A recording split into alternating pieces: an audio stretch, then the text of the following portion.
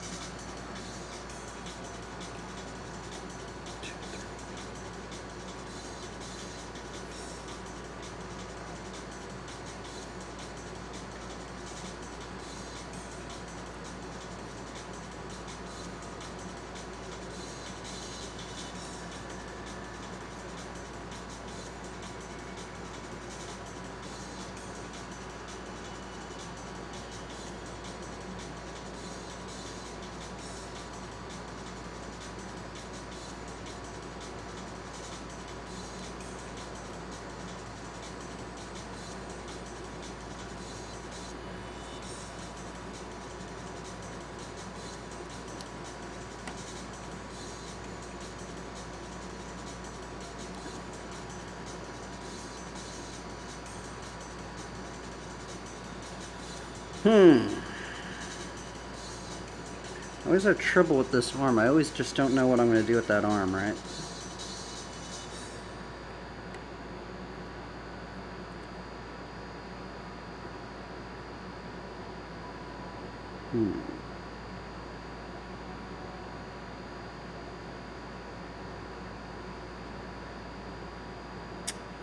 I don't know what to put right there.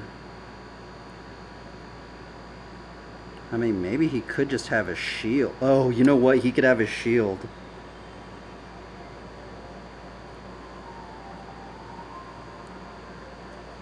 A little buckler.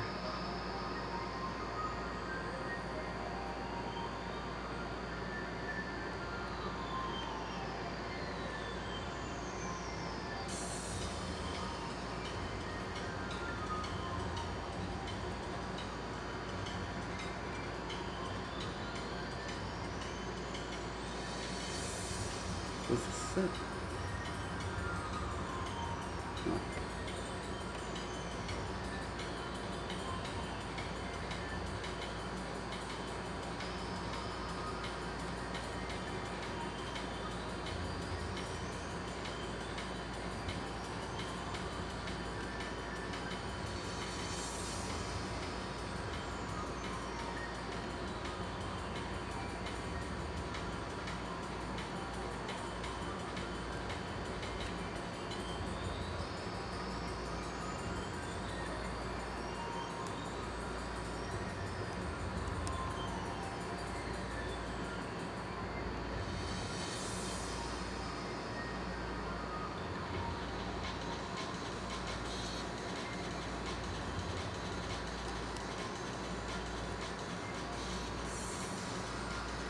That's actually a pretty cool thumbnail.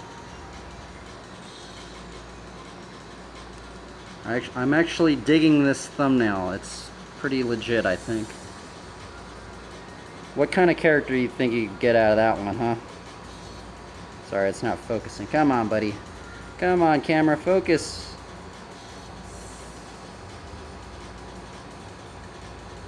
Wondering if I could build this one up. See, generally if I could build it from a little thumbnail, if I can keep the same, structure with that, it's kind of what I'm aiming for. I kind of want to just okay, let's just try and bang it out, right? Let's just try and just get it done with, right? Because, the thing is I always end up doing this, and then, it's either I finish these things out, or I end up just taking, 3 days or a week to even want to finish it, or I just abandon it completely. So I'm just gonna try and just bang it out right now. One sitting, maybe.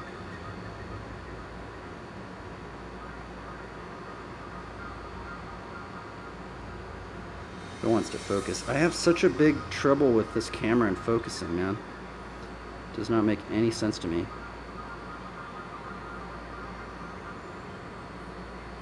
Okay, so we have to remember that the staff is about as tall as he is. So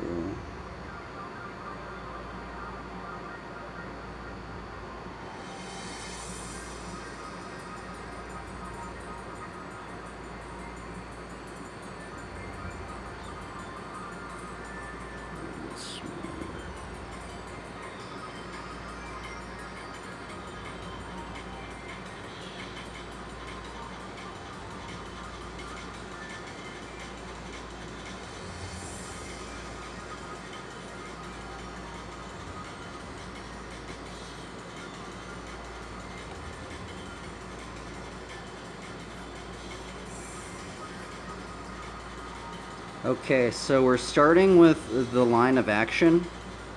The line of action is actually the spine of the creature. Most animators and just people that are into drawing, they always, you mention the line of action. And if you can find the line of action, you can kind of build the skeletal structure off of the spine. The spine's very, very important. Right now I'm just proportioning it out.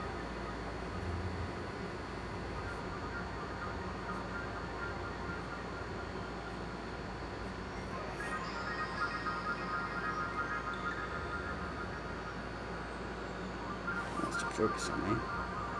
Oh, you know what? I guess I could just draw right here because it'll focus right there, I think.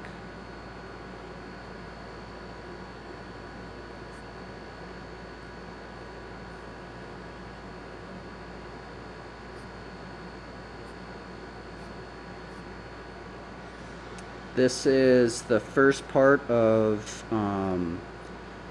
what is called the three immovable masses. And the three immovable masses is the head, the torso, and then the pelvis. Why they call them the immovable masses? You think, oh, well, doesn't that stuff move? Well, they actually do. The thing about the three immovable masses, these three masses right here, is that there's a limited range of movement between all these. You can't have your head and turn it all the way down. There's certain parameters of movement within these three shapes. Now, these three shapes are very, very important because you can shift them, you can tilt them, and the more you tilt these shapes, this is generally a very basic foundation. There's not really any tilting of any of this. And we can split these shapes in half.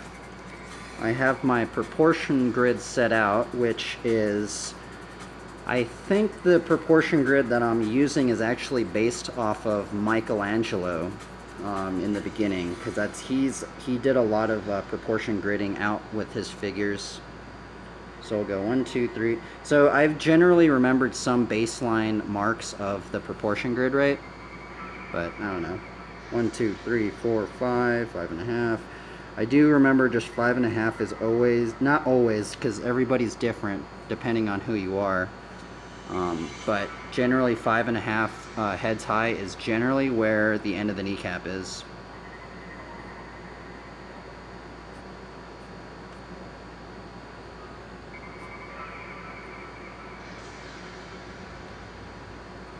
So that is the kneecap right there. The shin bone is actually not straight. So if that's another big landmark to remember, is that the shin bone always curves. And I don't know who said it, but somebody said always draw the shin bone first and you can build off of the shin bone. And then this is the calf, and the thing about the calf is that so that's the other part of the knee. There's another part of the knee right there. That's the calf muscle, and then we're going to put this as a circle, and this will be the end of the foot. It's kind of hard to draw and talk at the same time, to be honest, but this is actually tilted a little bit in perspective, so I'm going to put a perspective. That line right there that I just did is a perspective line. I'd like to think it's a perspective line, but I don't know.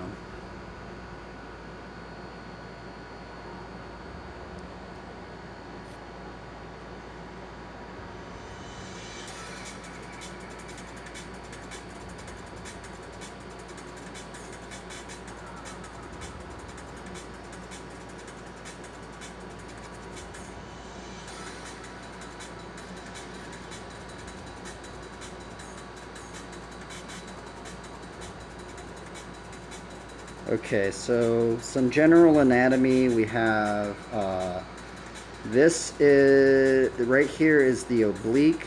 We have the latissimus dorsi, which is right there. We have the pecs that are going to go in. The pecs are generally on number 2 of the 2 heads, so it's 1, 2, and that is generally where the end of the pecs are. We have the oh darn it! Did I break the lead? Oops. We have the neck. We have the beginning of the collarbone, which the collarbone goes in here. We have the deltoids, which you can actually see. It's on this little drawing. So we have the deltoids. The deltoids have three muscles. It's actually not just one big shape. For the deltoid, there's actually 3 muscles. There's a front deltoid, a side deltoid, and there's actually a deltoid in the back, which you can't really see within that perspective. We have the bicep. And the thing is, I don't have all these correct, right? There's also a tricep right in there as well.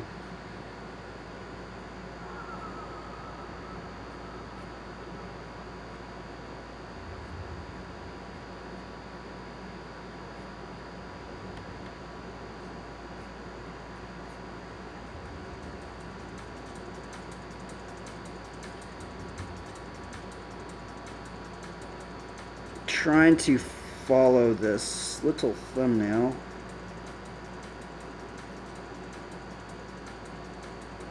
Okay, so we have, this is the oblique, this is the latissimus dorsi. I don't know, I might have been getting some of these wrong.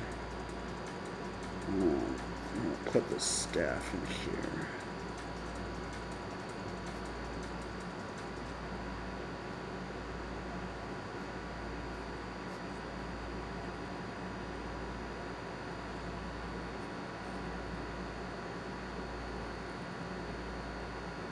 Okay, so we're trying to follow this thumbnail right here as close as we can.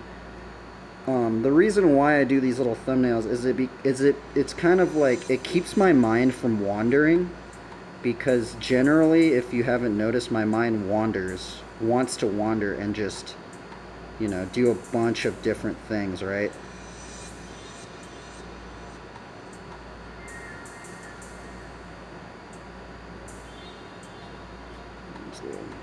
Plants that growing out of that. He has a shield. This character has a shield. So we're going to do the same on this side. We have the deltoid. This is also on a little bit of a perspective grid. We have the bicep. We have the, I don't know what this is called, the forearm, but I do know the forearm has like 3 muscles, so that would be like part of the 3 muscle thing right in there. We have the elbow, and then it goes in, and generally I know I'm going to cover this, but this guy is going to be holding a shield.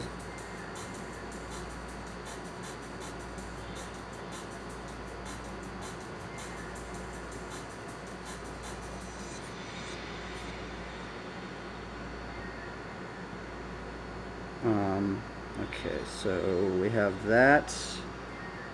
So this is our base character that we're trying to get down now. With the head we can now see how I have this as a circle. Well, the reason why I have it as a circle, generally if you see most illustrators, what they would actually do is they would do this on the side, and they would do one, like they do a bunch of heads.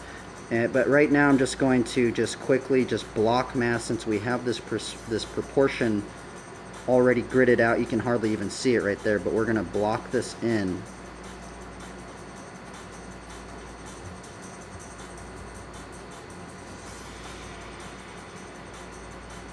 So from this block we can then build the portrait up from that.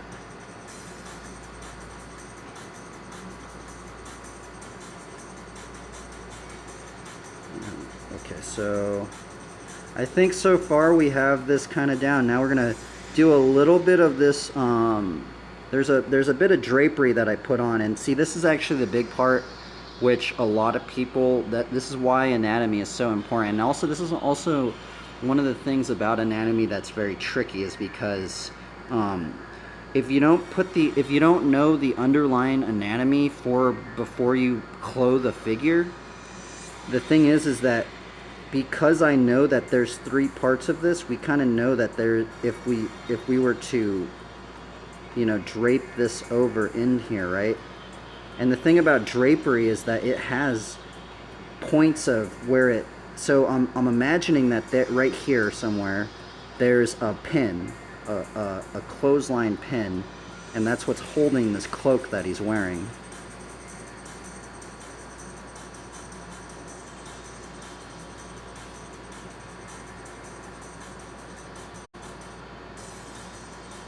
And this cloak also is going to go out and over.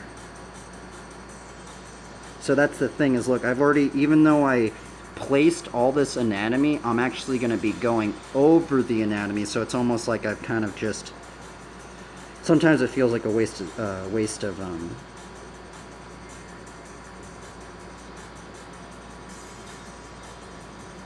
but it's good overall, because that stuff's always good to do.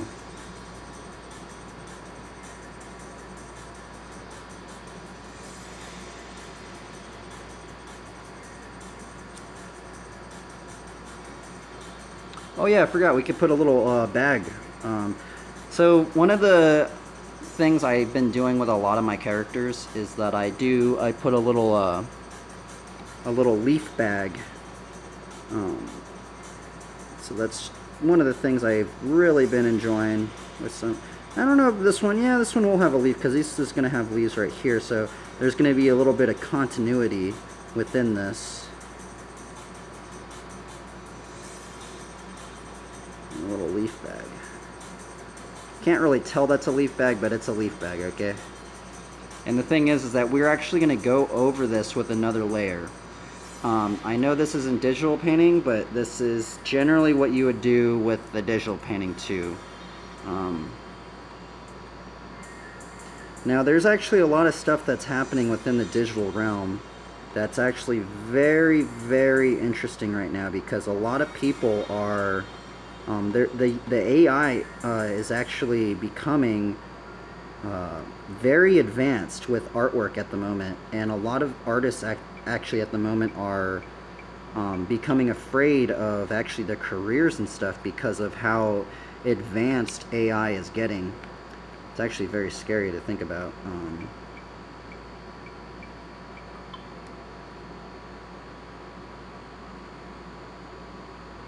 So this has basically been built up from this, right? Now I think it's about time. I guess I'll do the little book, the little Bible.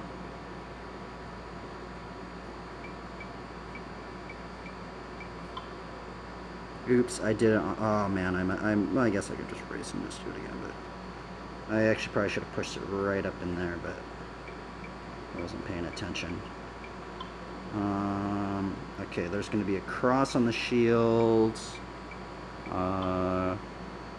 Okay, so I think now we are going to get into the next layer. The next layer is very, very, very important, and it's the pencil layer. Well, this is a pencil layer, but it's the next pencil layer. And I know some people say that you shouldn't be using mechanical pencils, but the thing is I would be using a different pencil. It's just I don't like sharpening the pencil, and that's the thing. And the reason why people don't like the mechanical pencil is because you can't get a very good edge on. You know, there's a limited range that you can attain with a mechanical pencil, right? Because with like one of these pencils, see how like you can like get that big flat edge right there, and you can use that edge and get a bit of form, more form within your drawing and stuff. With this one, you can't do that, right? So it limits you, actually kind of greatly, but I'm just so used to using it at this point. So this next layer is very, very important. It's actually kind of the make or break of this next layer is like, for me personally, is a make or break. Oh, also the ink layer. But generally what ends up happening, this one actually worked out. This building the character up. Actually, sometimes this doesn't work, right? So that's the other thing. Sometimes you build the thumbnail and it won't work. And it feels like you just wasted a bunch of time. But that's just generally how it is sometimes. Now, the thing about it is that you can lightbox it, or if you're on Photoshop or, you know, whatever you're doing it digitally, you could just put up a new layer. The reason why I like doing it more traditionally at the moment, not only is it because of the AI, but it's also because there's a certain feeling that I get when I'm drawing just on paper, right? I like feeling that it's a physical, tangible object, right? But it's also, I don't know, it's what is cool, I think what I might end up doing is I might end up doing these as drawings, and then the thing is that my friend actually gave me this, because I've been taking care of his pups for a little bit, or just watching them a little bit, just letting them out and stuff. But he gifted me with his old iPad. I think eventually what I might end up doing is I might be taking these, and then after I do a traditional drawing of it, I might actually take a picture of it and try and paint it out. Now, I forgot how to really do the painting, but there is a method of painting where you can do some sort of multiply layer, and then you can like kind of get your lines back. Something like that. I haven't done it in so long though. Alright, I'm wondering, should I just put a helmet on this guy? I kind of just want to maybe put a helmet on this guy. Because I kind of, like, I mean, I can put a face on this dude, but I think I might just put a helmet on him.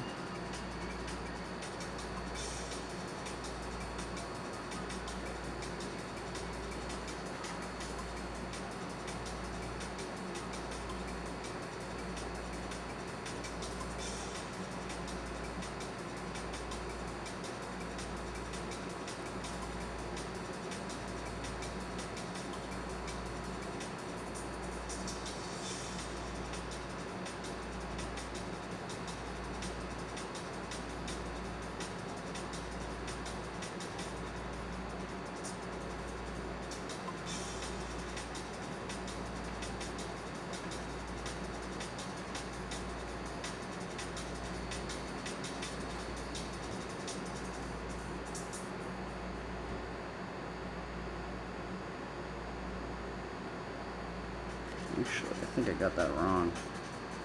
I totally got that wrong. And this is the other problem, is I'll end up just erasing and erasing, and the thing is, sometimes when you erase it too much, you just have to redraw it. And that's what another pain of it all is, but...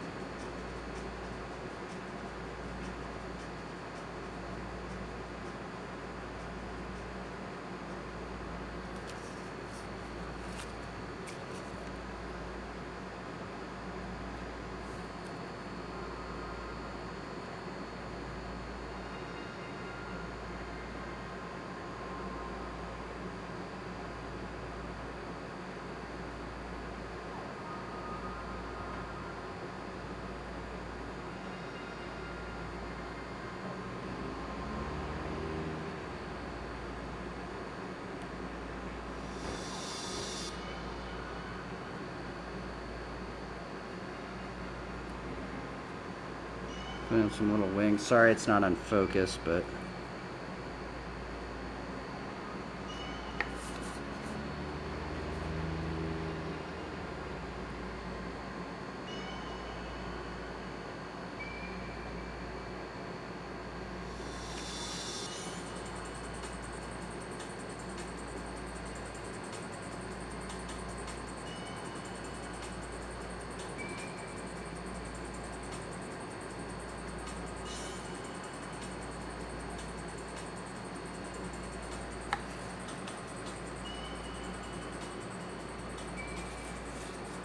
Darn, I kind of want to like put like a shoulder pad on this guy, but I guess we'll just drape it out, right?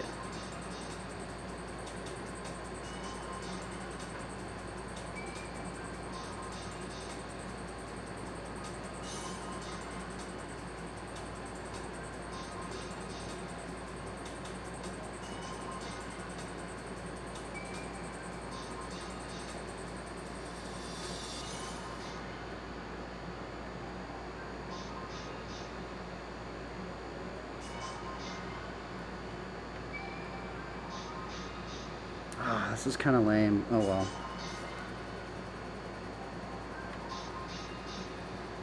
I'm trying my best. I guess no, I'm not trying my best. I could be doing better.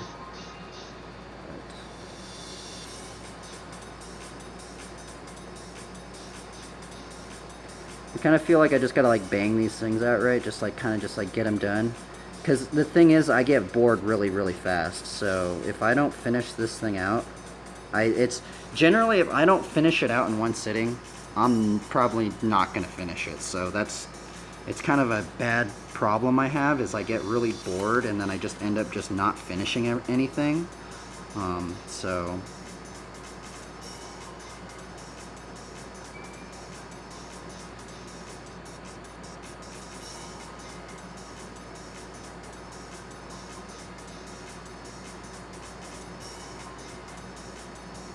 I'm also gonna 3D this shield out. This is a pretty cool character. It's like a kind of like a see, a lot of this is also just improv too. So this next layer with this pencil right here, it's very improvisational. And the thing is that just, I think, just takes just time, right? Just to get that improv. But the thing is that I've drawn these characters, not this character in particularly, but I've drawn similar characters, right? So it's kind of like a mixture of many other characters that I've done already. And so you can actually see, and this is one of the reasons why I like drawing the anatomy, well actually not I think this is what most drawing teachers actually teach, is that you draw through the form, right? So since we've drawn this shield through the form, I actually know that the hand is going to stick out. Actually, no, maybe not. Maybe if I 3D it out, I'm going to 3D the shield out just a little bit.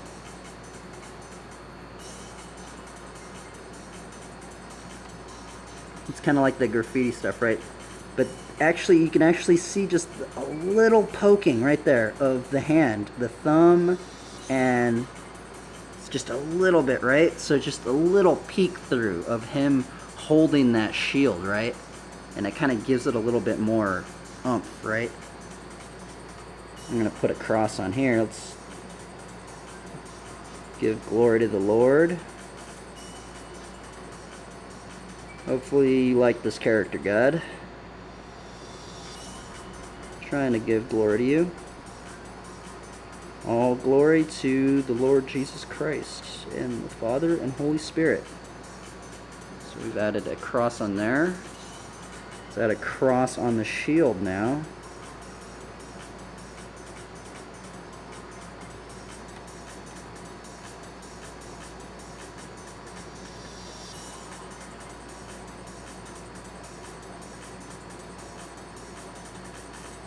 Actually, it's kind of weird because this shield's actually kind of rounded. So it's actually kind of weird to put a cross on there. Okay, so what do we have right here? We have the deltoid. So we'll do the deltoid, the side deltoid. This is the front deltoid. The front deltoid goes into the bicep. We have the tricep right here. The tricep is on like it's kind of, the tricep is like this muscle right behind the bicep, right? This guy's gonna have like some gloves, so we'll just improv that out right now. So generally when I try and do armor and stuff, I try and improv it. See how like this armor piece right here has a little bit of a flanged edge? So this flanged edge is almost giving me some clues on how the rest of his armor should kind of be, right? With that same width. with the width of this flanged edge, I'm actually going to use that same width and give some continuity to the piece right here. Now we're just going to, now I'm not good at drawing hands, but I can somewhat improv them out.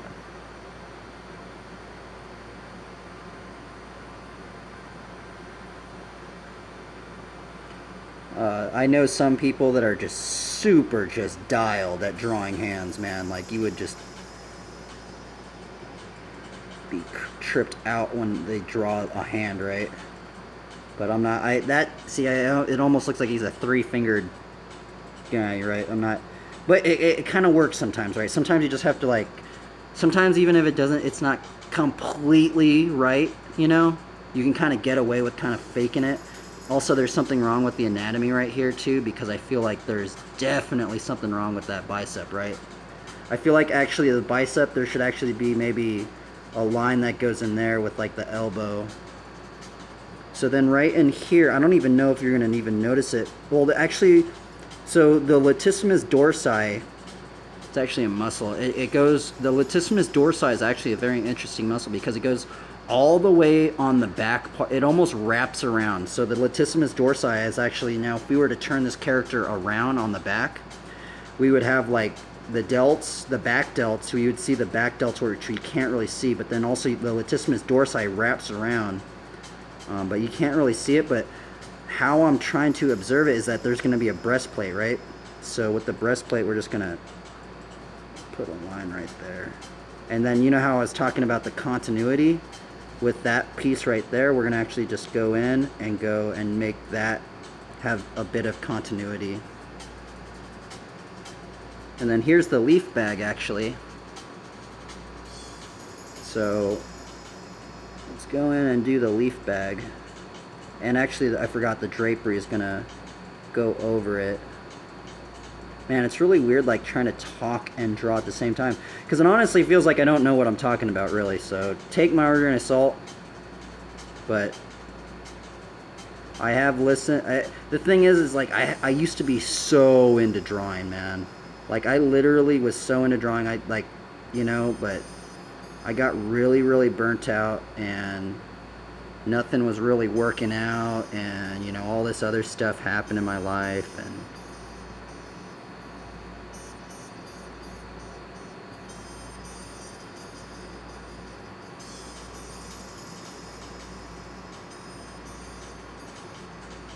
so let's, okay, so generally sometimes what I also do is I generally sometimes work on this side of the piece, because if you don't have a piece of paper, and you say I were, well, I guess I, see, this is why I have to take my words for an assault, because I already worked on the hand, right? Well, sometimes, like, normally how I would do it is I would work on this side first. That's why I put my thumbnail over there, right? Because I don't want my thumbnail over here, because I generally, now a lot of people say not to put your hand down on the paper. A lot of people actually say to have your hand hovering and actually to use your arm. But I've just, you know, I've drawn so much that with my hand, just that, like that. And this is actually a problem with a lot of left-handers. A lot of left-handers have this problem because, so if you see a lot of left-handers, and this is why I have this piece of paper, by the way, is it's not only a little thing where I can kind of test my pen or my pencil, is that it's also a hand rest, right? So you don't smear the drawing, right? So what are we gonna do here? Now see, the thing about the improvisational thing is that that's something that you kind of have to build your own visual vocabulary for, to build the visual vocabulary to get into the improvisation, right? It's almost like we're getting, like, you know, like the improvisation that I'm doing with the scriptures, right? Well, the thing about the improvisation with the scriptures is that it's like you have to have it already in your mind, right?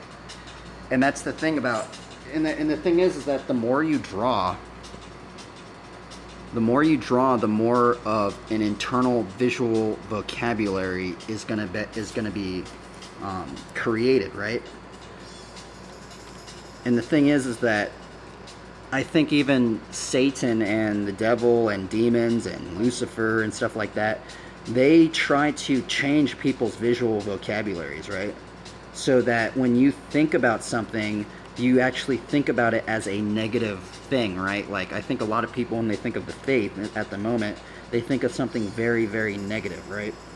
Whereas when I'm thinking about the faith, I think about, like, paladins. I think about, just so many other, I mean, you can almost see people's vision. I mean, I feel like even like, say with like, even like these sets of cards, right? Like these cards right here. I feel like I could tell a lot about a person. Like, say, and that'd be very, very interesting. It'd be very interesting to see. We take like everybody on the face of the planet or something, right?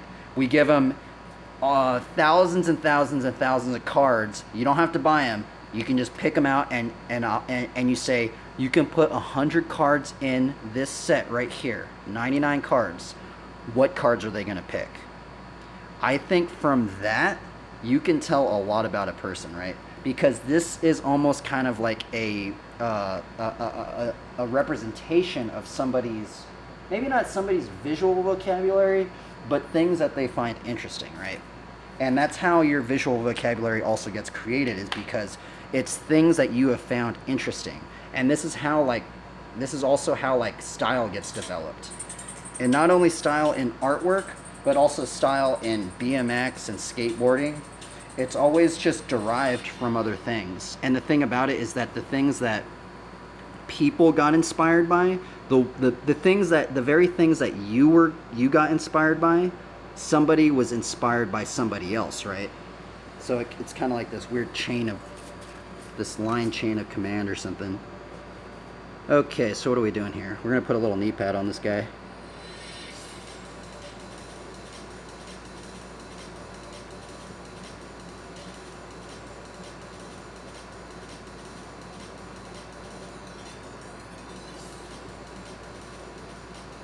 Some pants on.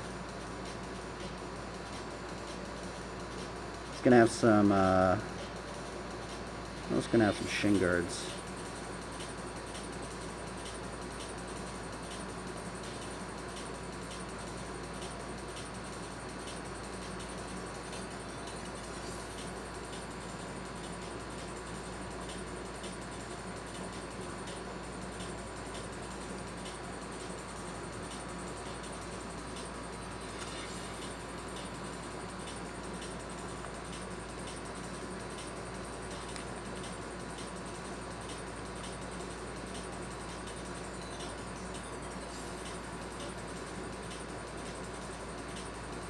I put a little notch right there, kind of give this cloak some wear and tear, right?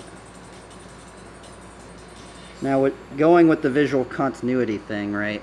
I'm trying to keep these lines. See these lines right here with the armor, and then with this, and then I guess this one doesn't really have it, right? But with that one, with this one right here, this beveled edge kind of thing, I'm trying to keep this continuity the same, right?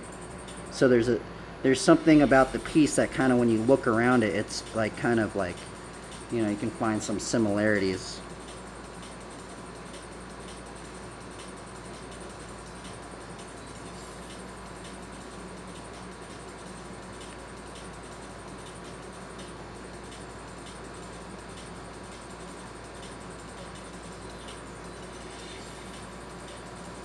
And then this is kind of where like the bad part is because you know how I just did all this anatomy for the knee and the calf and all that? Well, it's gonna get covered. So, and this is honestly another reason why a lot of artists, like some like concept artists and stuff, they actually like to have the underdrawing peep through, right? Because when you can kind of see the underdrawing peep through it, it kind of shows you that, okay, well, we kind of did a little bit of more work underneath the surface, right?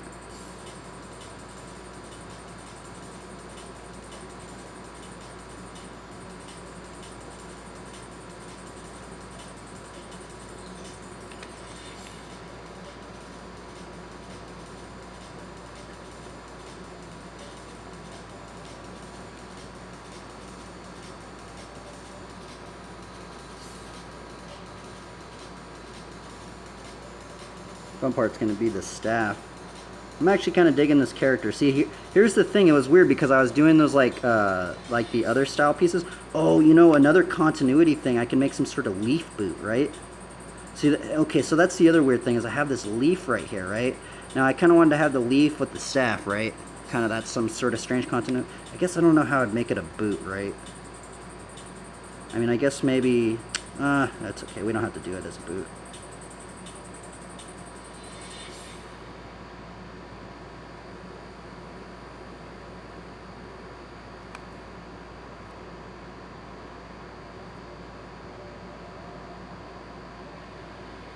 I was gonna maybe make some sort of strange like leaf boot thing, but I don't think that's happening, so. Tie these shoes up. We can try and figure. So this is at the end of this one. See, we can take visual cues from these things that we've done too. So we know that this, okay, so we know that there's a, see that circle right there? I guess you can't even see it. I don't even have it on the screen. But see that circle we made right there? Well, we know if, because remember that perspective line we did in the beginning? Well, we know that right there, so we kind of see that that's where the end of that shin guard would be, right? And then that the whole like beveled edge thing.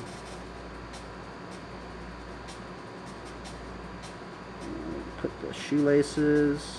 Oops. Front of boot. That's that thing right there. Can't really tell. To give this a little bit more weight, I'm gonna put a little bit of like, you know, like the patch. So I'm gonna put a little patch right here. You know, kind of like he was like fixing his clothes up or something, right?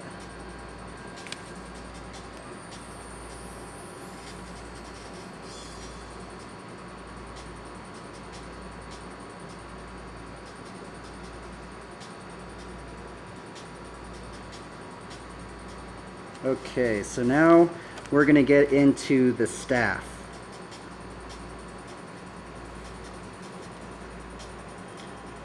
Now, you know, a lot of wood actually isn't really straight, right? It has a little bit of curves and little bumps, so we're gonna try and add that in there as well.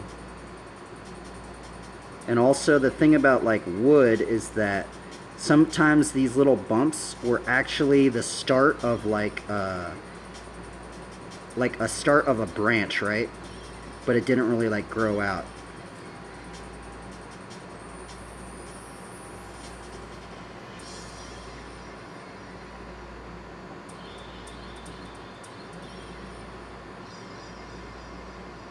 Now that one I tried to put some pressure sensitivity because that's actually another thing about wood, right?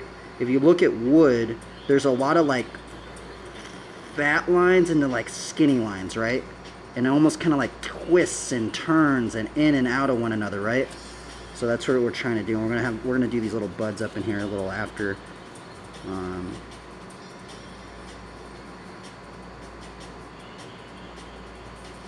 But I'm trying to think of these little bumps as like little nodes, right? Little nodes that were gonna be brought out, but maybe you know, I don't know why, but and then with this line, we're gonna kind of go in. We're gonna kind of wrap it around, right? Kind of wrap it around, and then try and do like skinny lines and the thick lines and.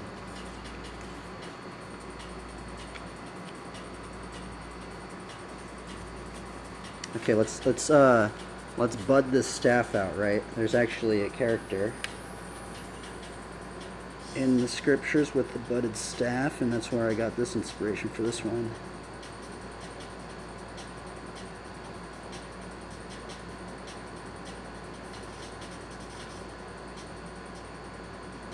Now with leaves and stuff, it's actually very kind of like abstract-y. See like how I kind of improv that little spike right there?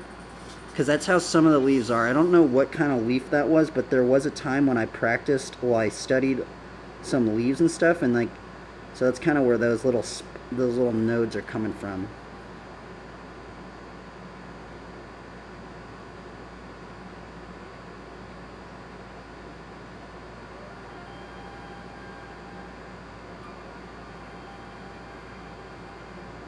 like kind of like little, oh, I'll put one more leaf right here. A little one right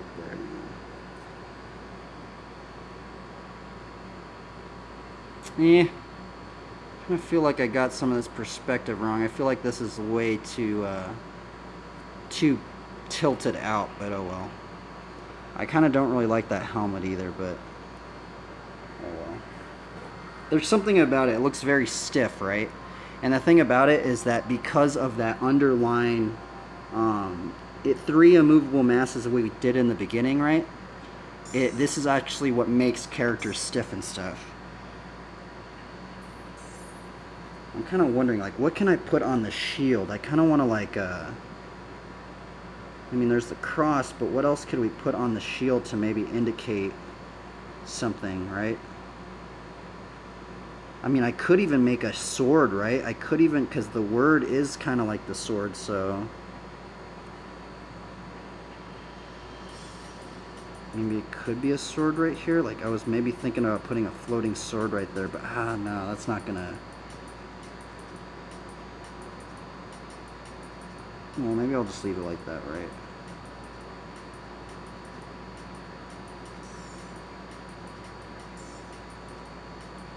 I mean, what we could maybe do is put a beveled edge on the shield. Let's try that.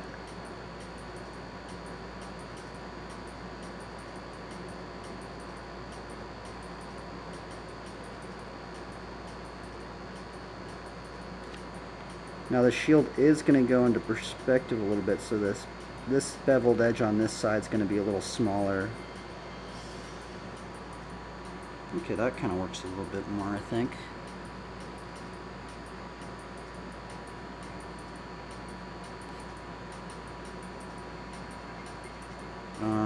Actually, yesterday I did do like a little quick sketch.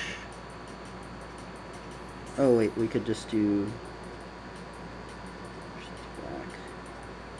I'm gonna put a little squirrel right here. Actually, maybe a squirrel right here, right? Yeah, maybe we'll do a squirrel right here. No, but then you can't really tell that that's a shepherd's staff, right? If I were to put a squirrel right there. Nah, we'll just do it like that. I feel like it's missing something. I mean, maybe I could put a little floating orb growing a plant, right? Maybe that's what I could do. Okay, maybe that's what we'll do. We'll do a little... Okay, so I don't... Okay, yeah. We'll do a little, like, floating orb with wings.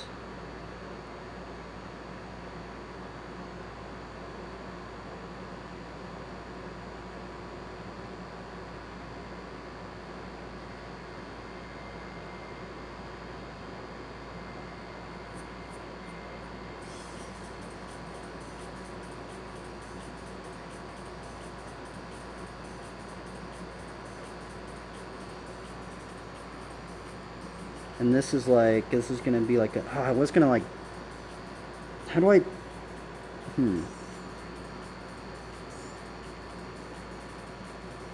This is supposed to be like a little seed.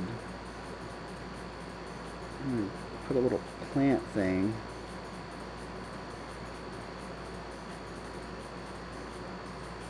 Oh, that looks so weird. Darn it. Why would... I don't even know what that thing is, but we're going to put it in there, right? It almost looks like something from Harry Potter, right? A little Harry Potter ball thing with wings. I don't know.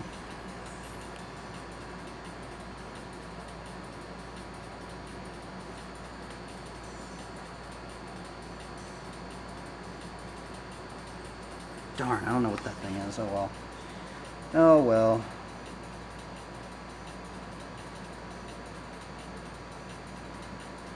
You know what, I actually kind of wanted to put like maybe... I have seen some helmets and they actually have like little vent masks, right?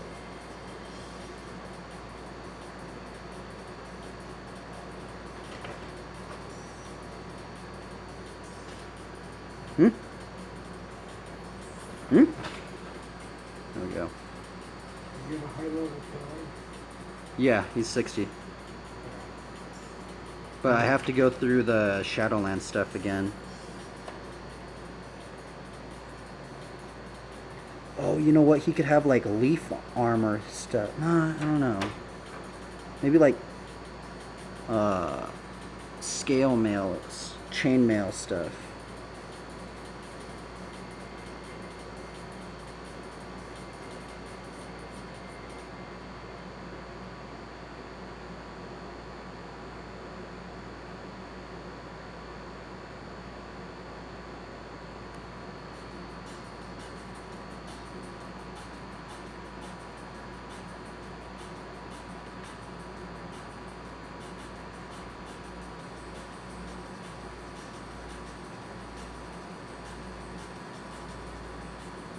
Man, the shield's a little too bland, right? I'm gonna put a little I think I'm gonna put a little bit of nicks and stuff in there. Like he's dodged some stuff, right?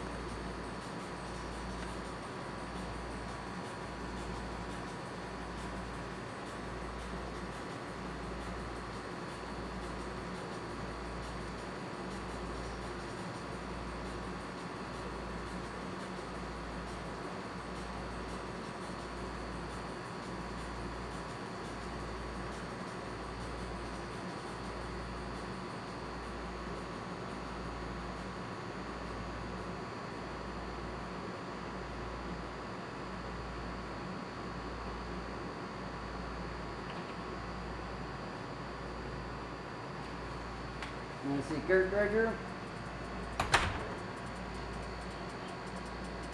Take a paladin druid. Paladin.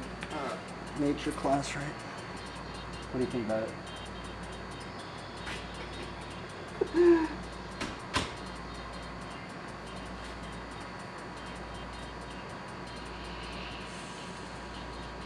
Well, should we ink it out now? Might as well, huh? We're this far into it. Might as well just ink it out. I mean, I should just keep it like that and just call it done, right?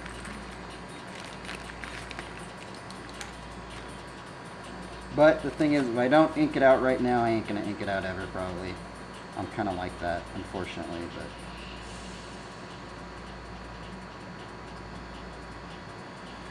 but... Okay, let's see here. I need some more inspiring music. Kind of get this done with the ink. Oh, maybe it could be bees. Oh, maybe it could be a giant bee. Okay, yeah. Okay, now this is the first time I'm gonna have to look up some reference, because this whole illustration right here has been done without reference until this point. This point, I am actually going to be looking at some reference.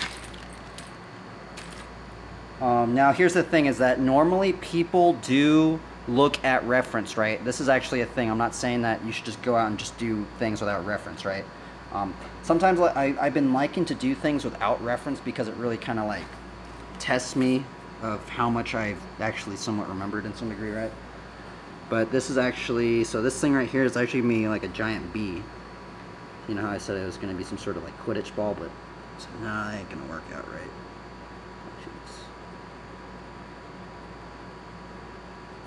This would be a giant bee.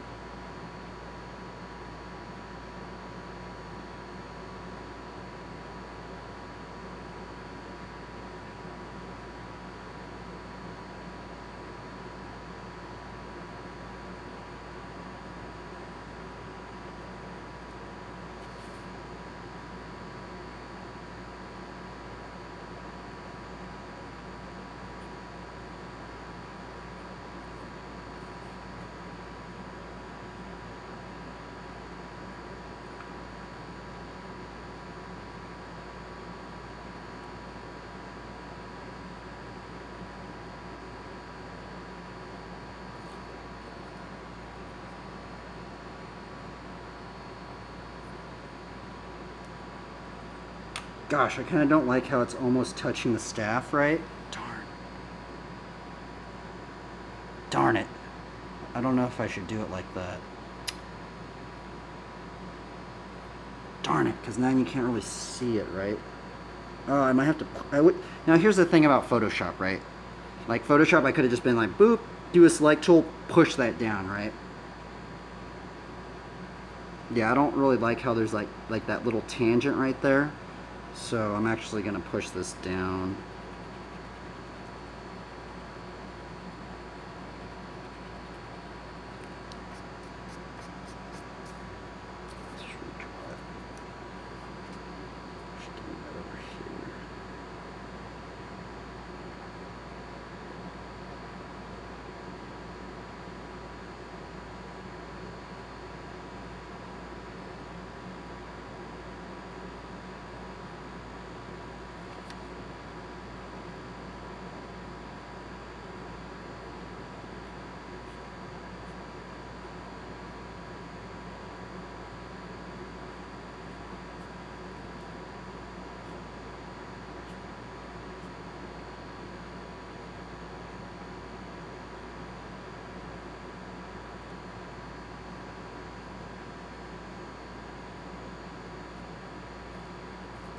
You're going to do like 3 of them. We're going to do another B over here. Now see, here's the thing is since I have that reference up and we're thinking about it as like, you know, it's almost like you can kind of do it without reference now, because once you can kind of like, once you have this main like puzzle piece, right, you can kind of like go in and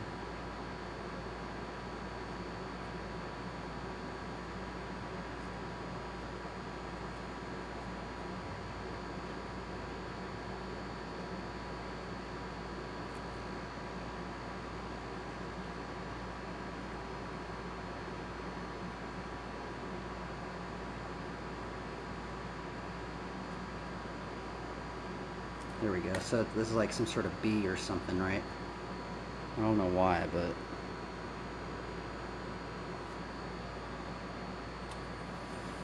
okay, are we gonna ink this out or what are we gonna do?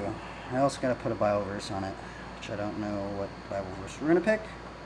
And I think we're gonna do the Bioverse, we're gonna put it right up in here, so darn, I don't know what Bibleverse we're gonna put. I guess we'll just put some sort of random proverb or something. Yeah, that's what we're gonna do. We're gonna put on Buck Bumble. Here, wait up. I need to look at this. I've never really drawn a. Actually, no, I've drawn 1B before, but I haven't drawn.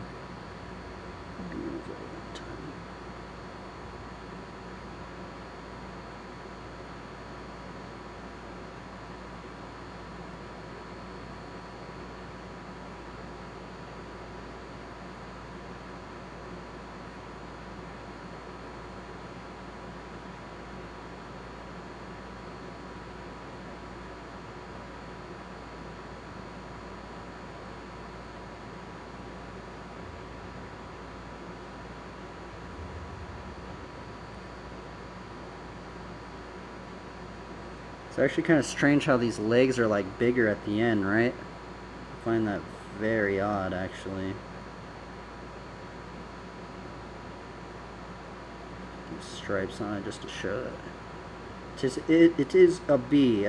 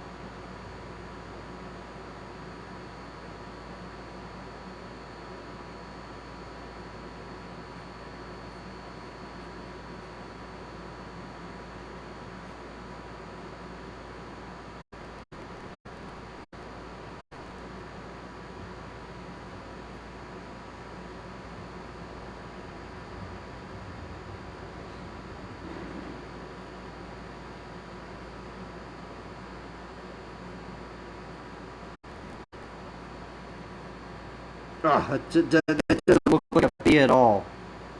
Oh my goodness. Oh well.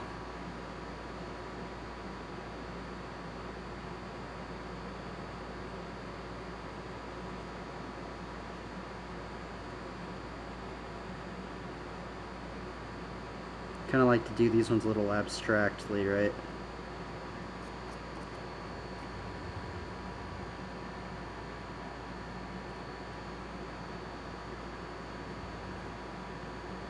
Huh, maybe I should do like some sort of flower, right? Or I guess these are kind of like flowers.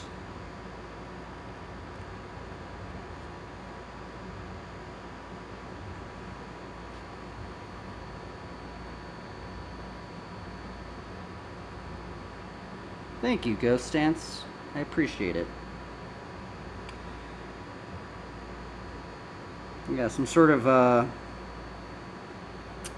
don't know what this guy is. He's some sort of nature, bee knight. Nature paladin bee knight. Because bees are very important, I think, right? Bees are a little important to humanity, right? Is that correct or is that not? Maybe it could even be some, you know, it's actually kind of funny because now it's actually making me think of some scriptures. Some scriptures actually mention something about the land of milk and honey, right?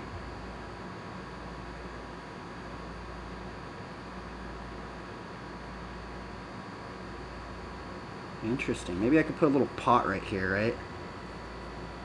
Wait, what is a... Oh, you know what? That's actually kind of funny. I can maybe like put a little little pot or something right up in here.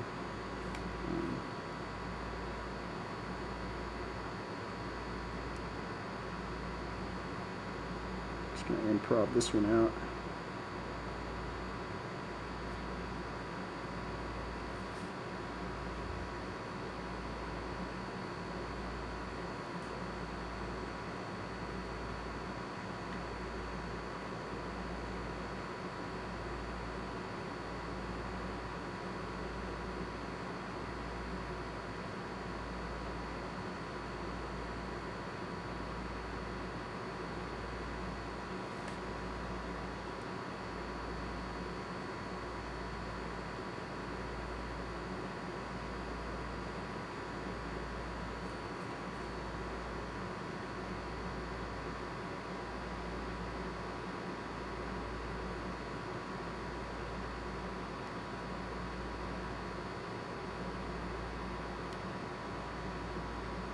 I mean, I don't really like how I did that. Oh well.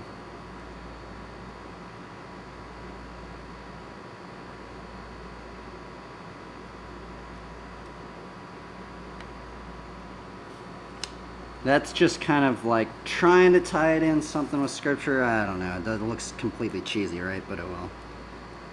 I mean, I don't know. I mean, why would he be carrying this thing, right? It's like maybe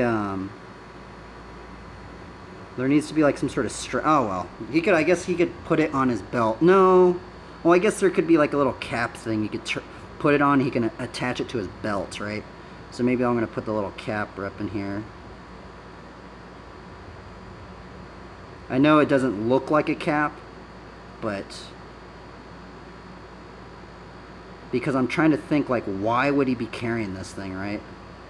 And the thing is like how would he be carrying this? So this cap right here is actually supposed to fit on top of this thing. And then it fits snugly in there so then he could attach it to his belt right here. So that's how he carries that around, and for some reason, I don't know, maybe...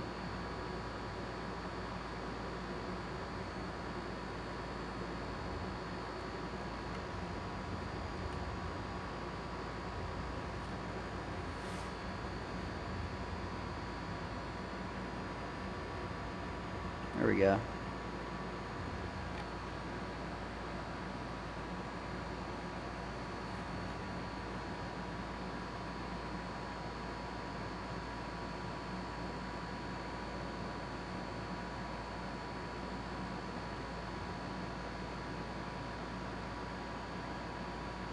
Okay, I think I'm going to ink it out now. Oh, this part is very, very stressful, so... I kind of don't even... I don't know if I'm even going to ink it out, honestly. It's always just stressful. Inking is stressful, but it's like, it's fun, but it's like stressful. So.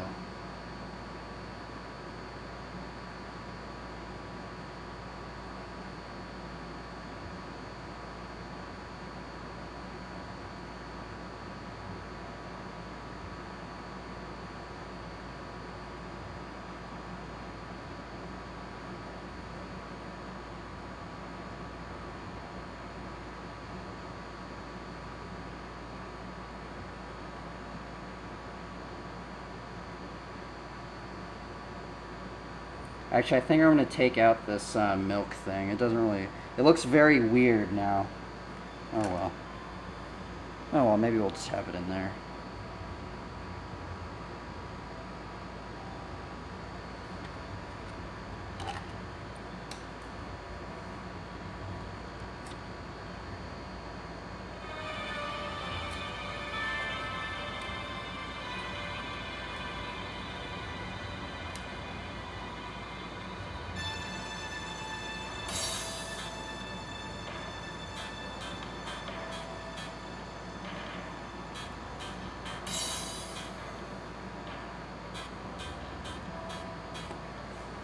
Alright, let's try and ink this out.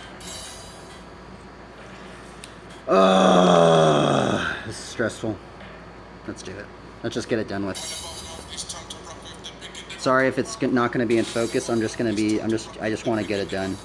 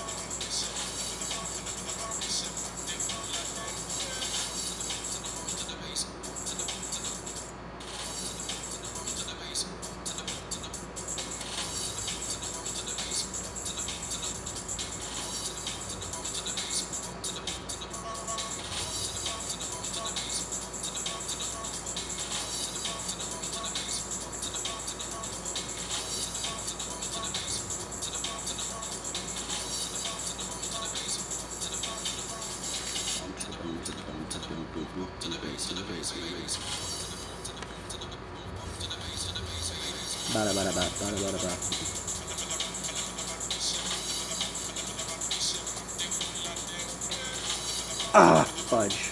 Sorry. Messed up right there.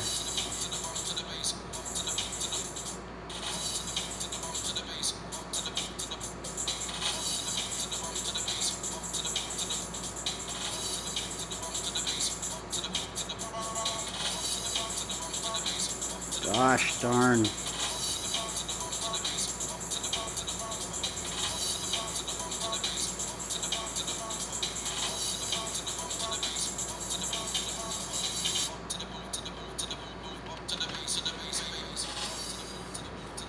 Bump to the base, to the base, please. Bada bada bada bada bada bada bada bada bada bada bada bada bada bada bada bada.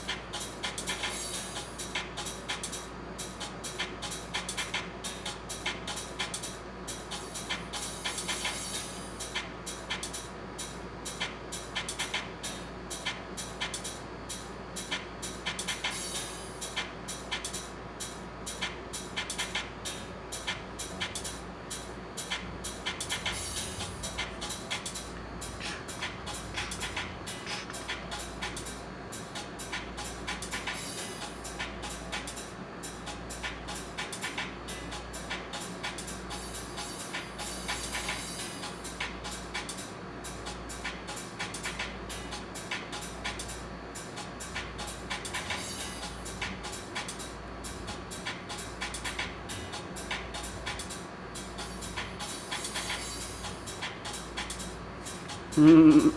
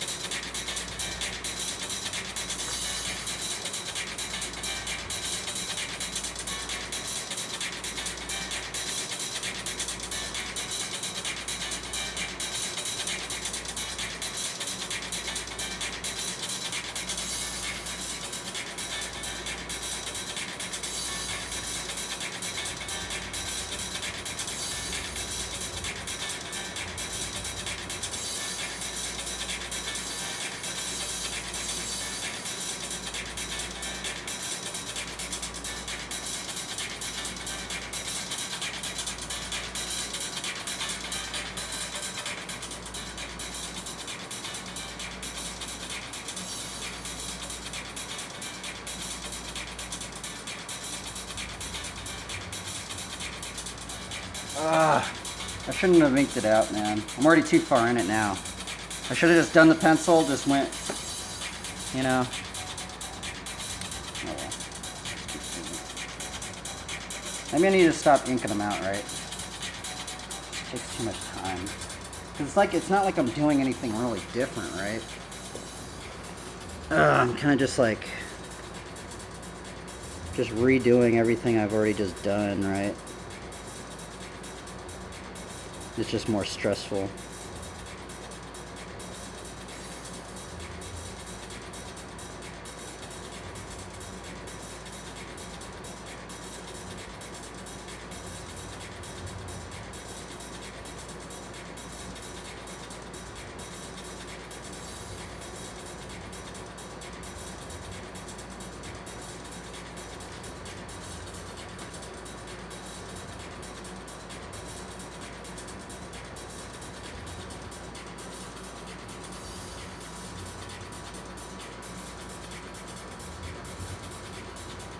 I don't even like it anymore. Darn it.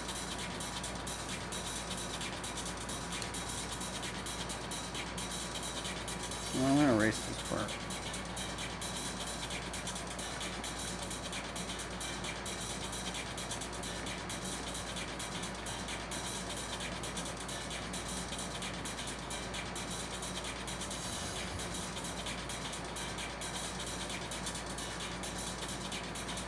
There's a faint hint of that. You look closely, but.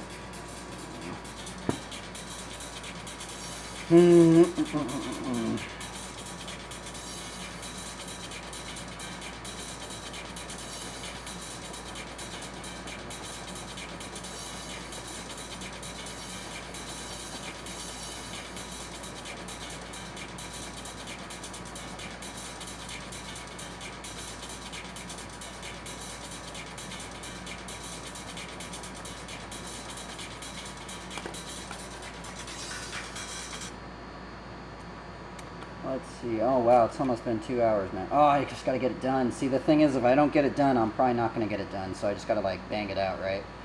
I got to just finish it. But I do want to ride, so that's the thing.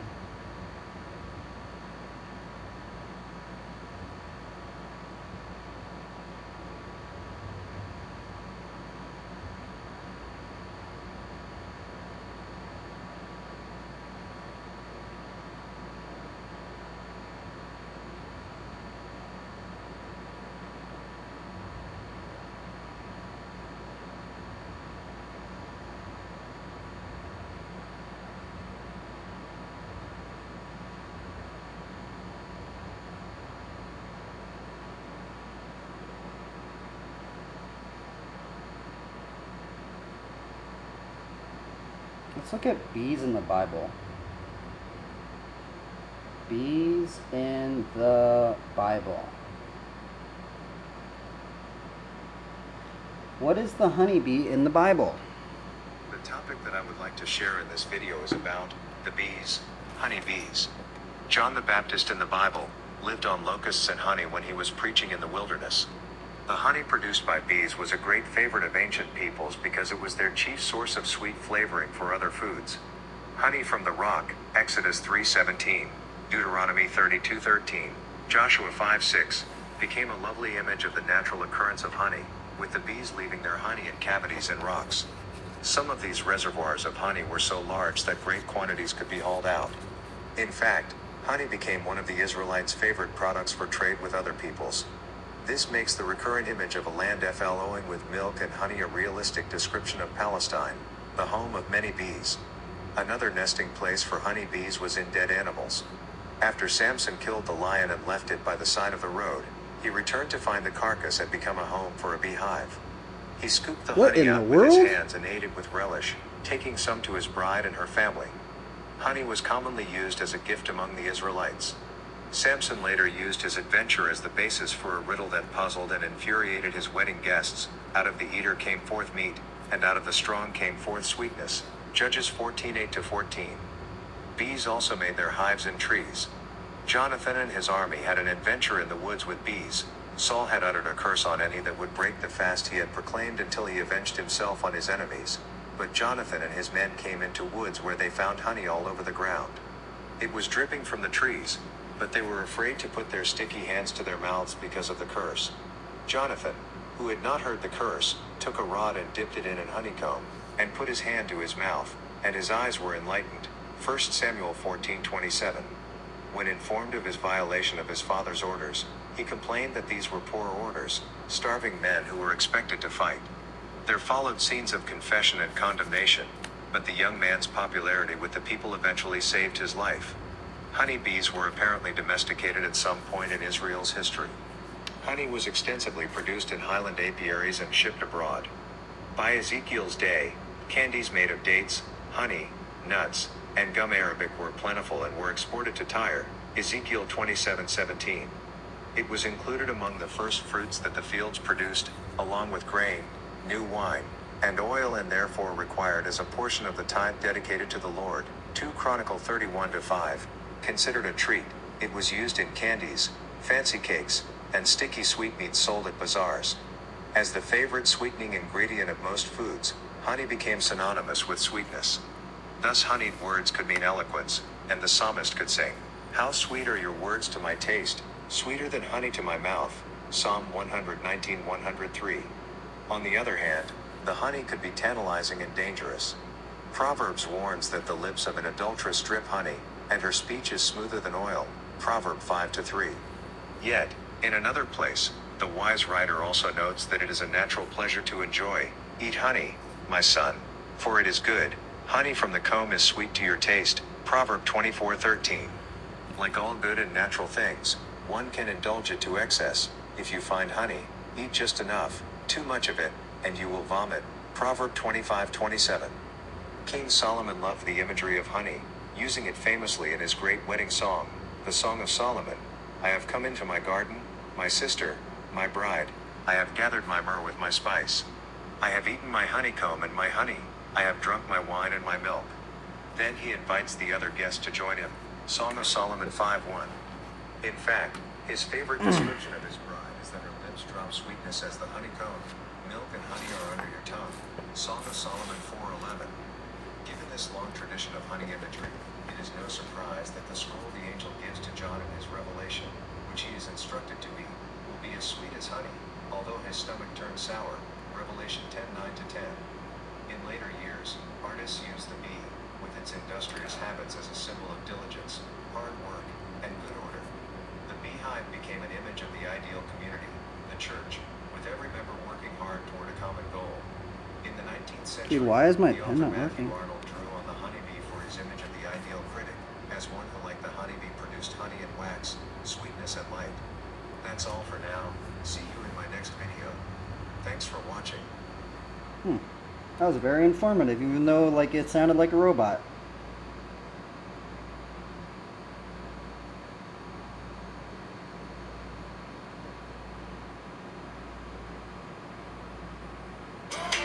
If you wanna know. Let's go. Let's go.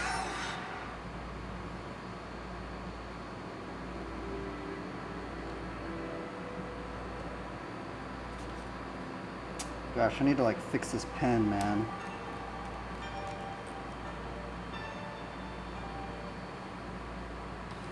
In Psalm 118 verse 12, Psalm 118 verse 12, the Bible says they compass me about like bees. They are quenched as the fire of thorns. For in the name of the Lord I will destroy them. In the book of Deuteronomy chapter 1 verse 44, Deuteronomy chapter 1 verse 44, the Bible says, and the Amorites which dwelt in that mountain came out against you, and chased you as bees do, and destroy you this year, even unto Homer. Close your eyes. Take this prayer point loud and clear. Say, every evil conspiracy going on against me, scatter by fire in the name of Jesus. Every evil conspiracy going on against me, scatter by fire in Jesus' name we pray. Amen.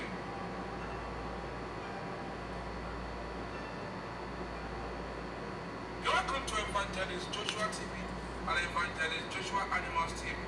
If you are not yet subscribed to this channel, kindly subscribe now. Today's topic is biblical meaning of peace in dream. Biblical meaning of peace in dream. Bee is a flying insect that produces honey and beeswax. The bee is an insect that is associated with organization, communication, and the power to create abundance and sweetness. Dream about peace represent hard work, success, prosperity, gains, profit. Dream about peace will also represent conspiracy, destruction, loss, spoilers, emptiers. A beehive in dream represents wealth or turnover. Peace in your dream represent busy times in your career, but will also symbolize a happy or a rewarding time for your effort. If you are stuck, Maybe I need to try a different pen. This thing is not working for me. against your career success. If bee stings you in a dream, it means some people will disturb you so much. If you are hearing bees noise, Let's try this pen it out. represents Darn. a set of people that get busy and gossiping about other co-workers. If you are killing bees in a dream, it means after a period of satanic torment, you finally get rid of your enemy. This also means victory over satanic oppression. If you are being attacked by bee in a dream, it's a sign that someone from your place of work is angry against you, and the person is becoming an enemy to your success. If you see beehive in a dream represent dignity, honor, wealth, success, and progress, you can see the way these bees are flying. You can see the way they are on the flowers. You can see the way they are moving together. You can see them on the beehive. That is the good nature about the bee. To dream of empty beehive in a dream symbolize a big loss, missed opportunity, or an empty vessel that produces nothing. To see swarm of bees in a dream is a sign of good luck, prosperity, and flourishing. But the swarms of bees tells you that you will face some hard times ahead. But by the grace of God, you will overcome those powers against your success in Jesus' name. If you dream Dude, of these being pens blessed just on don't want to work for me. this means a person will bring fortunes to you, and you will prosper after hard work. If you see bees flying in your house, it foretells a person will fall sick and wants you to protect yourself from violent demonic attack. If bees surrounds you or covers you in a dream, it's evil conspiracy going on against you. If bee is hovering over your head in a dream, anywhere you go, you see this bee hovering over your head. It's a good omen. It represents good luck and with you in that project. To see I bees really don't know fighting what this guy's themselves talking about. we symbolize family quarrel, alright? I give you credit, man. You tried, huh?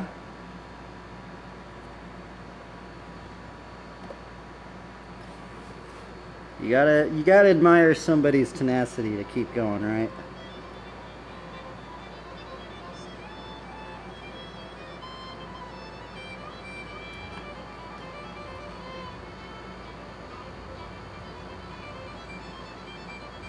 Okay, so we're going to look at the bee tonight. The bee here in the Psalm 118 verse 12 says, "They compass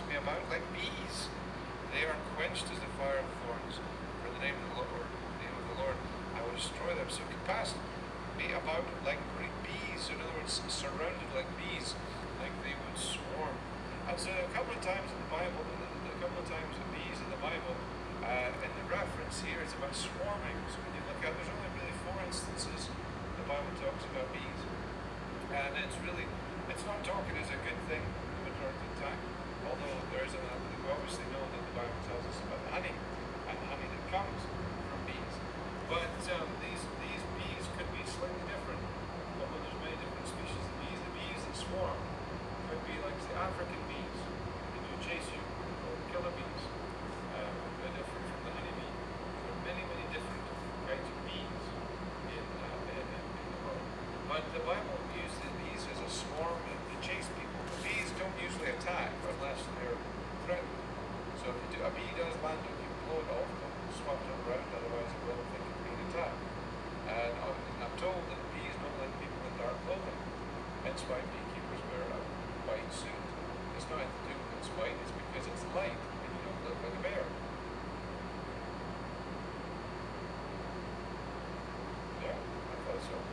A lot of beekeepers, when they wore dark clothing and came to the bees start swarming because they think it's an animal trying to attack them. Whereas if you wear white, they don't seem to bother that much. So that was interesting. So, how many species of bee do you think there are? 5,000. 20,000 species, over 20,000 different species of bee. Right? So you've got the capital B, you've got the little b, eh? You got the maybe, that's right. Alright, no. But there are 5 main types of bee. Okay, 5 main types of bee. See if we can name 5 types of bee. The honeybee, right? What? What's a honeybee? Bumblebee. What? Gosh, these pens just don't want to work on me. What other kinds of bees do we have? 5 main kinds. No, wasp is not bee. Wasp is a wasp. What? Hornet is a bee, is a wasp. What? Yeah, that's part of what?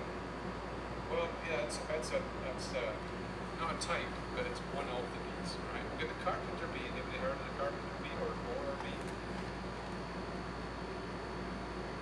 They bore into the wood in almost a perfect circle.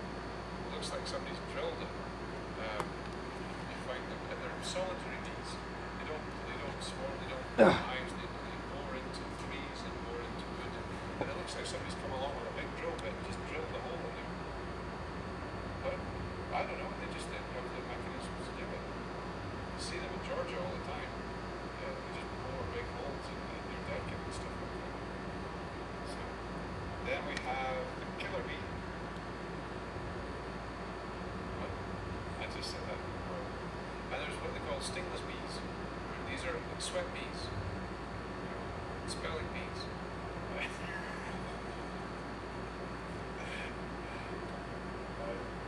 Stingless bees are bees that don't have a stinger and produce honey. They've got a type of bees like the sweat bee and these other kinds of things. So we have this one. What do you think this one is? That's not honey. It is a honeybee.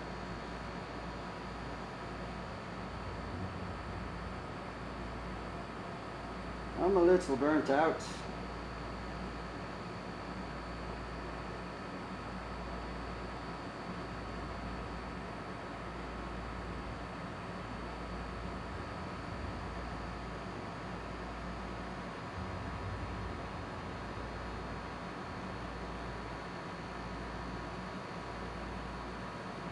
Oh, we're almost done. Let's just finish it off. I don't think I'm going to start inking them anymore. I don't know, man. Kind of just seems like I'm just doing the same thing, right? Like I'm literally just doing the same lines that I've already just done, right? It's like...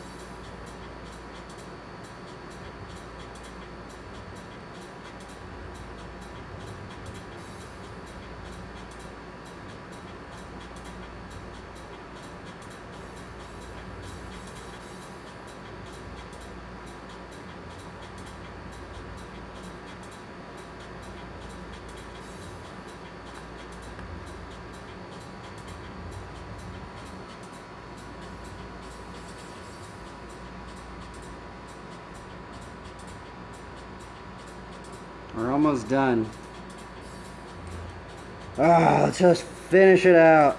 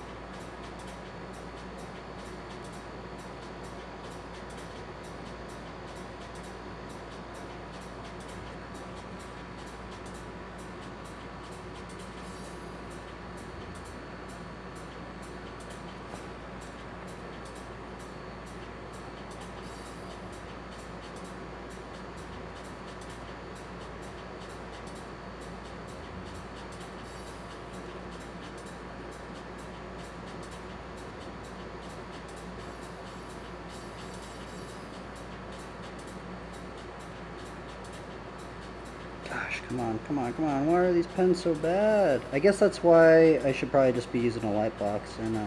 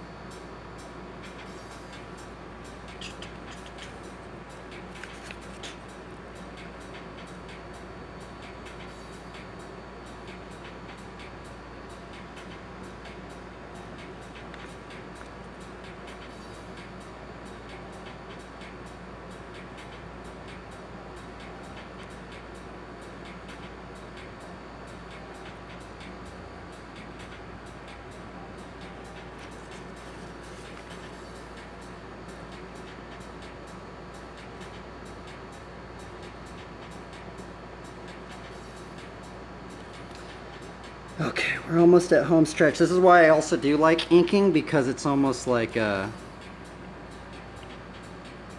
it's kind of rewarding drawing it out. I mean, inking it all out, because it's kind of like finalizes everything. What's up, bro? What up, Aaron? Drew this night. Did you were there when I started drawing that little thumbnail, right? I think you were there, right? Well, here's what it turned into.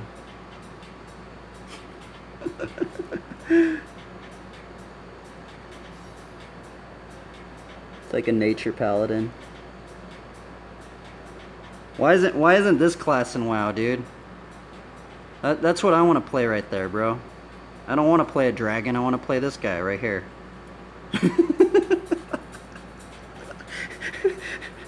They don't have they don't have a shield staff character, right? Oh, I guess you could be a warrior. You can be a warrior and have a shield and a staff, but every staff is generally a two-handed staff, right?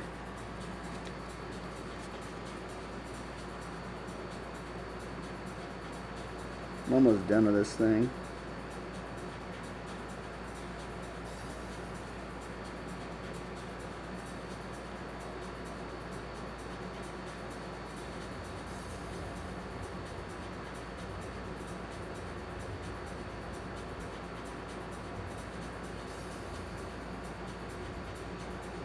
Trying to find some add-ons for WoW.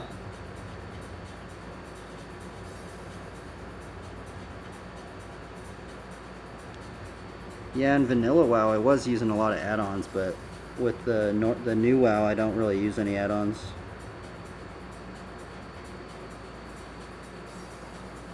I haven't even really been playing, man. Sometimes I just get so tired that it's like I can't even play, you know? Like sometimes my mind is just so tired. I just want to... Generally, sometimes I just want to just lay in bed after some of these streams.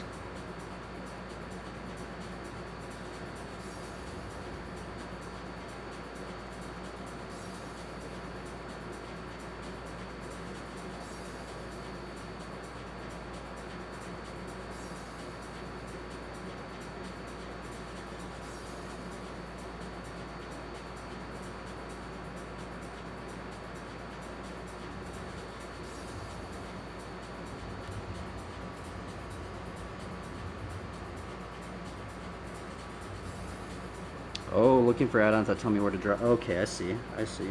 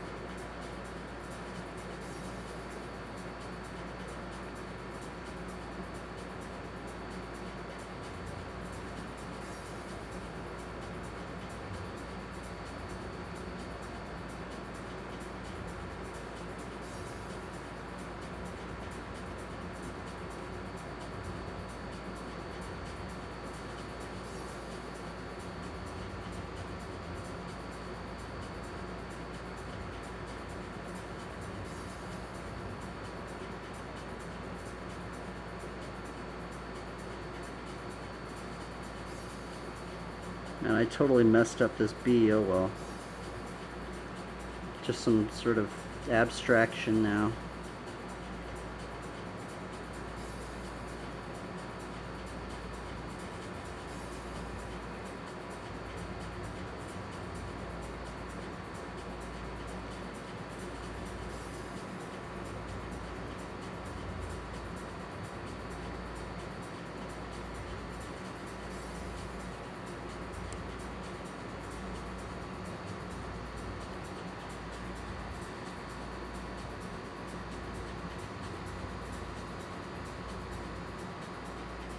Dude, I think I'm done with this thing. Now I gotta put a Bible verse on it.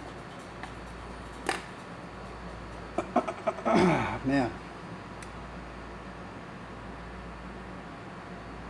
Okay, what Bible verse? Bible verse on bees. Bees in the Bible. I should be writing, that's the thing, man. Sometimes these just take so long, right? Maybe riding my bike, man.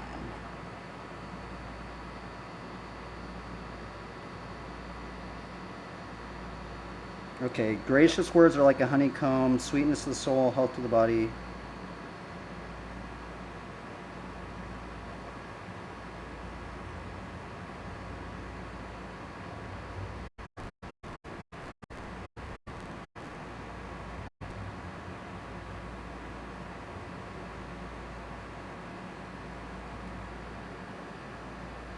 Hmm.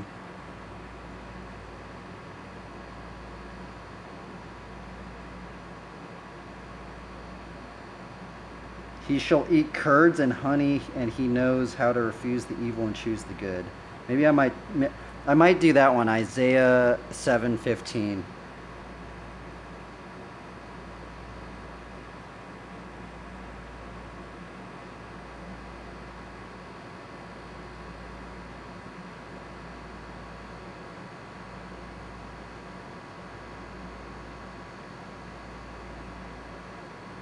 Yeah, I think I'm gonna do Isaiah 7:15.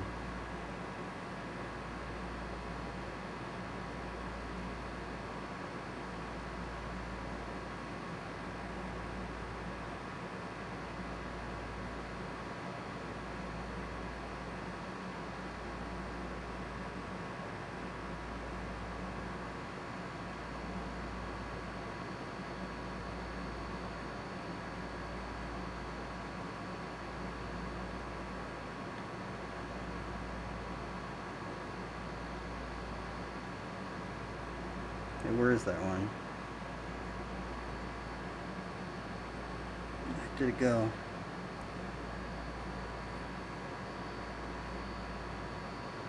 Okay, 7:15. What is this? I don't even know what Isaiah 7's really even about, to be honest.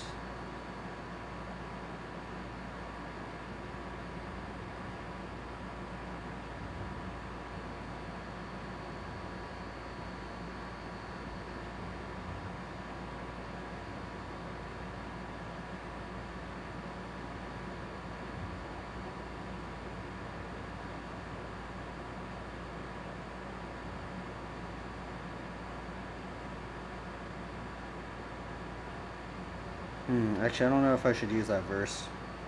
I don't know what verse to use.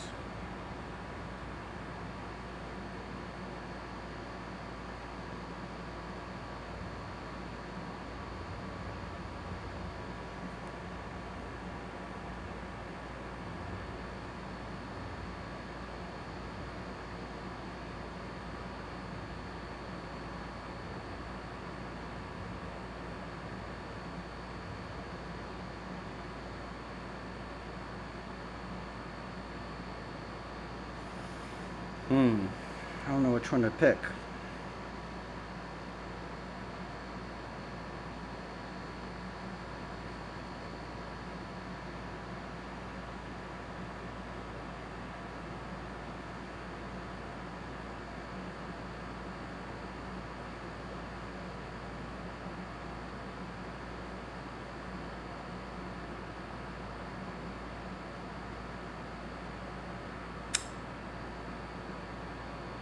I think I'm just going to put a random Bible verse and see here.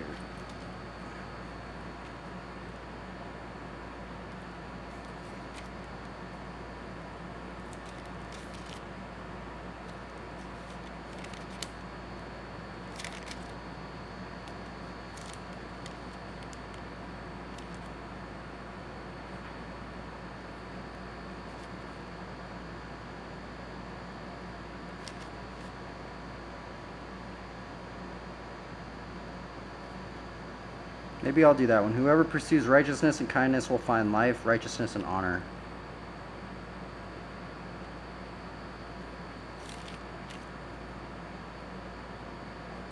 Maybe that one.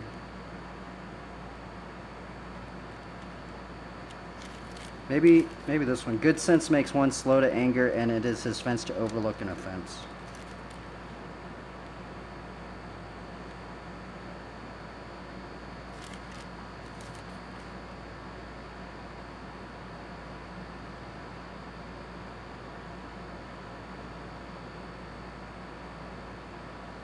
Actually, I'm going to do this. Gracious words are like honeycomb, sweetness to the soul and health to the body.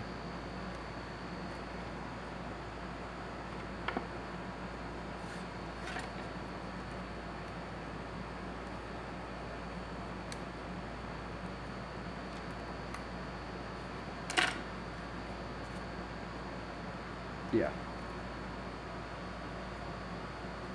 I kind of want to like not... let's see here. I'm going to quickly just put it in.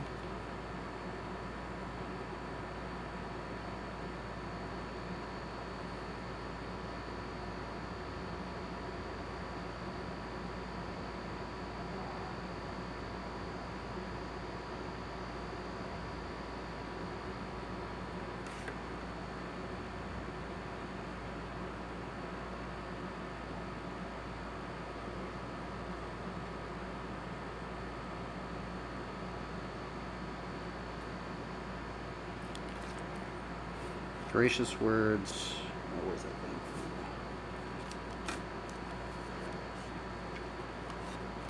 thing? Just quickly put it in.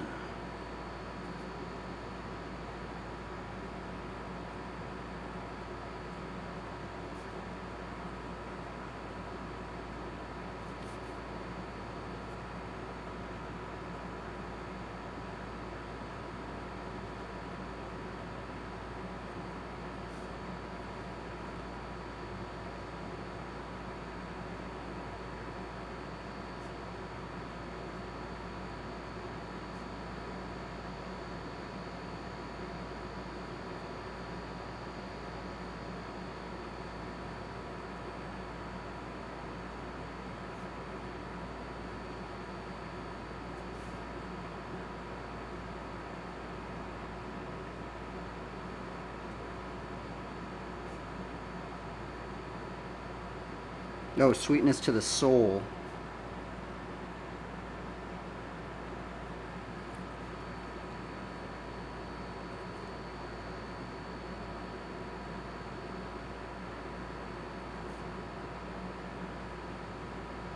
And health to the body.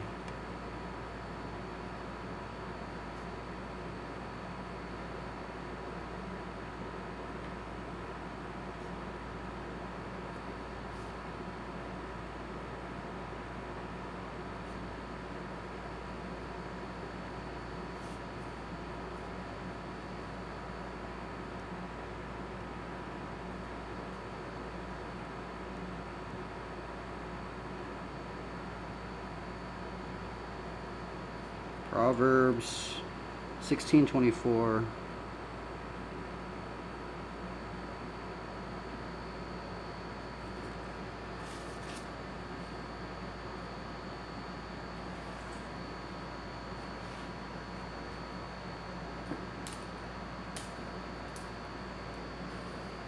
Almost done. Oh my goodness.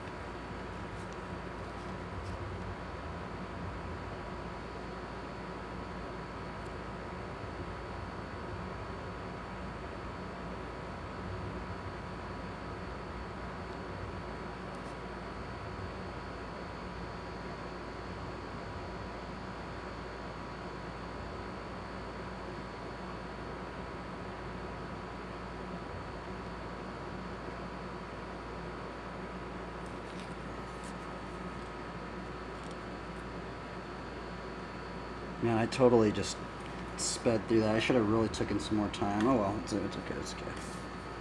It's okay, it's okay, it's okay. We're just gonna have to finish it out.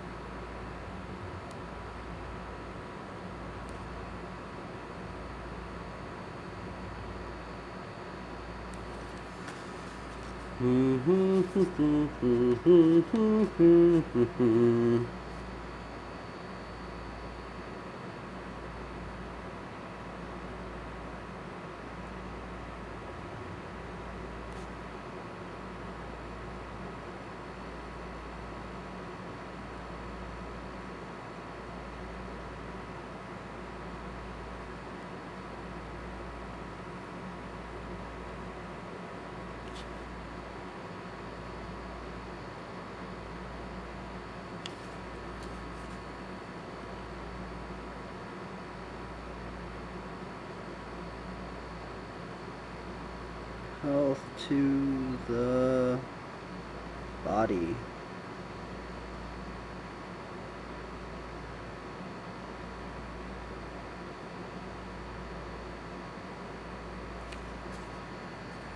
Almost done with this thing, man. Proverbs 16:24.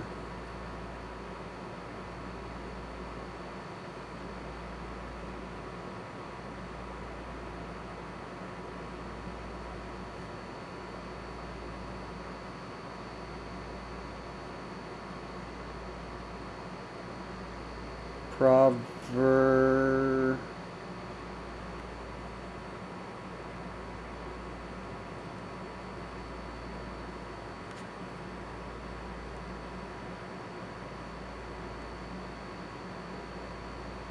Wait, is it 1624? Or I need to make sure. Oh, I already wrote it down, so hopefully I didn't mess it up.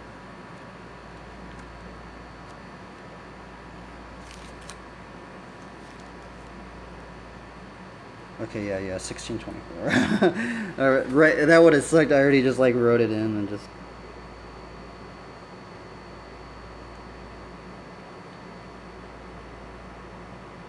Boom.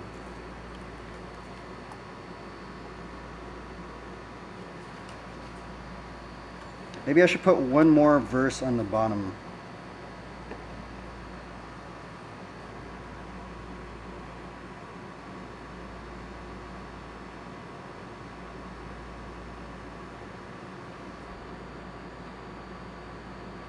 Oh, I actually forgot. I need a.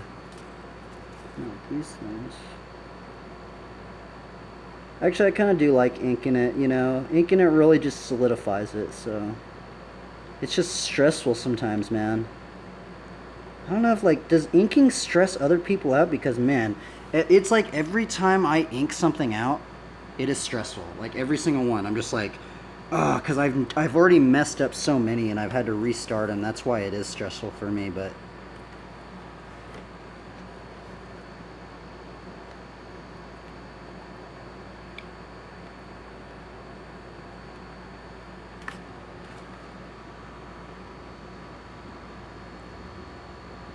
I want to put one more verse. Ah, it's okay. We don't have to. Just leave it as is. A couple little things I need to finish up.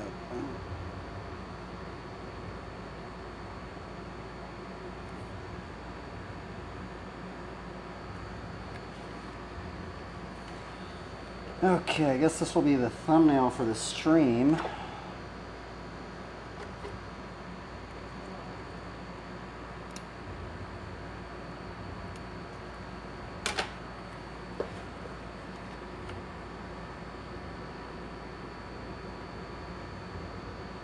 I think that was like 2 hours, man. It took like 2 hours right there. Trying to get this like straight.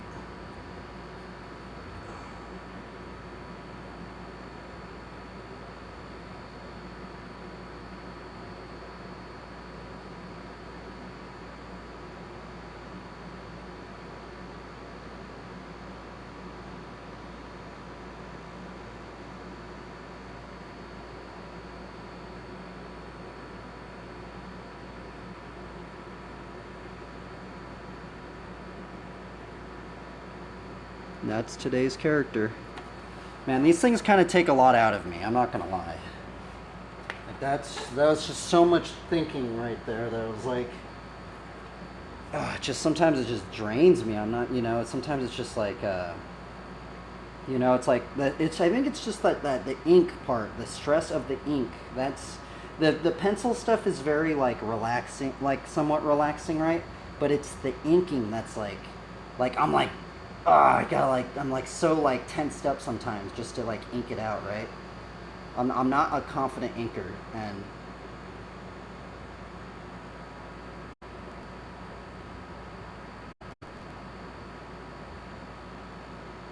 okay, well that was that. Holy Toledo, that took a long time. Oh goodness.